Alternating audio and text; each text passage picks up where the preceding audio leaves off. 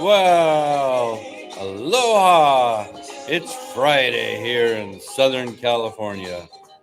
And here we are in Santa Clarita. And guess what? It's warm.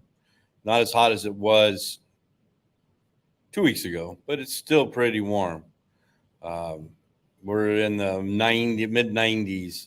We're not in the hundreds like we were.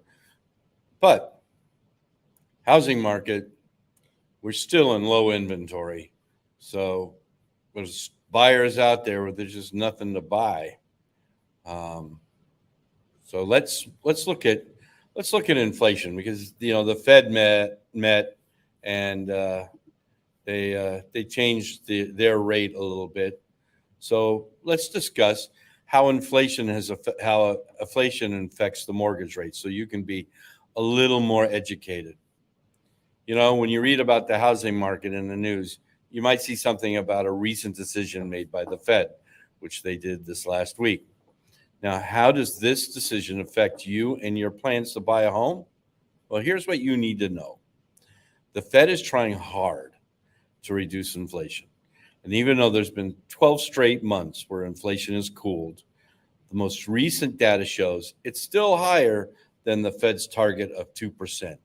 It's actually about 3.1.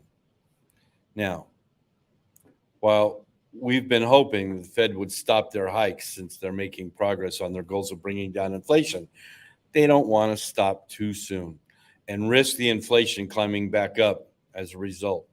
Because of this, the Fed decided to increase the Fed funds rate again. As Jerome Powell, chairman of the Fed, said, we remain committed to bring inflation back to our 2% goal and to keeping longer-term inflation expectations well anchored. Now, Greg McBride, the senior VP and chief financial analyst at Bankrate, explains how high inflation and a strong economy play into the Fed's recent decision. He says, inflation remains stubbornly high. The economy has been remarkably resilient. The labor market is still robust, but that may be contributing to the stubbornly high inflation. So the Fed has to pump the brakes a bit more.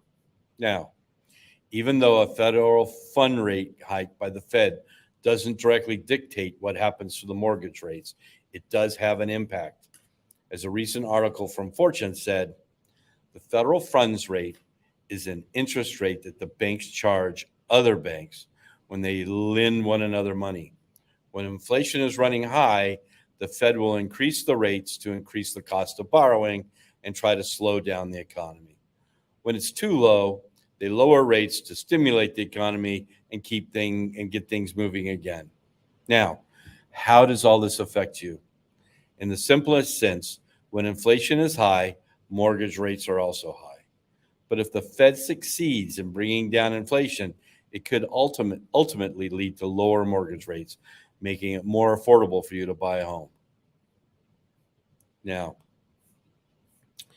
as the data shows, inflation is slowly coming down, and based on historical trends, mortgage rates are likely to follow. McBride says this about the future of mortgage rates.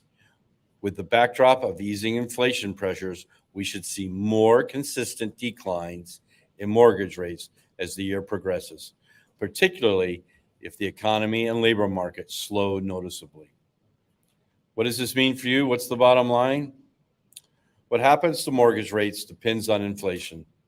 If the inflation cools down, mortgage rates go down too. So, talk to me. You're a real estate professional, Jamie, at Jamie Barber Homes.